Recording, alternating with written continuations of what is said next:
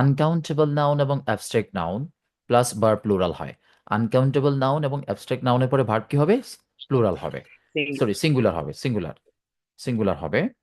এখন প্রশ্ন হচ্ছে আনকাউন্টেবল নাউনকে, যে সকল নাউনগুলো গণনা করা যায় না, আর অ্যাবস্ট্রাক্ট নাউনকে যেগুলো হচ্ছে কি গুণবাচক নাউন। ঠিক আছে, যেমন ক্রিকেট গণনা করা যায় না, বুঝতে পারছো? এটা আমরা বুঝি যে একটা দলে 11 জন প্লেয়ার থাকে, ওই ধরনের খেলা, এটাকে আমরা ক্রিকেট বলে থাকি সাধারণত। সো ক্রিকেট ইজ অথবা cricket was my favourite game.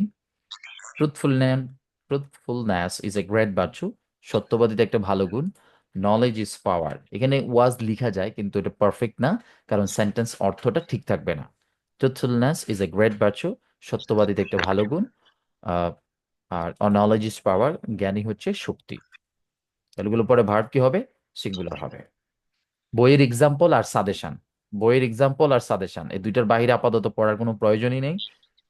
Suggestion সাজেশনে আমি একেবারে কোনটা আন্ডারলাইন করে দিয়েছি, 3 স্টার করে দিয়েছি, দ্বিতীয় 2 star, 1 star, 2 star, 3 star bold করে দিয়েছি, সলিউশন করে দিয়েছি, পরীক্ষা যেগুলো আসছে বোল্ড করে দিয়েছি। কারো যদি প্রয়োজন মনে করো তোমরা নিতে পারো, বাট আমার বইয়ের এক্সাম্পলগুলো পড়লেই চলবে, আর ওটা নিতে চাইলে নিতে পারো।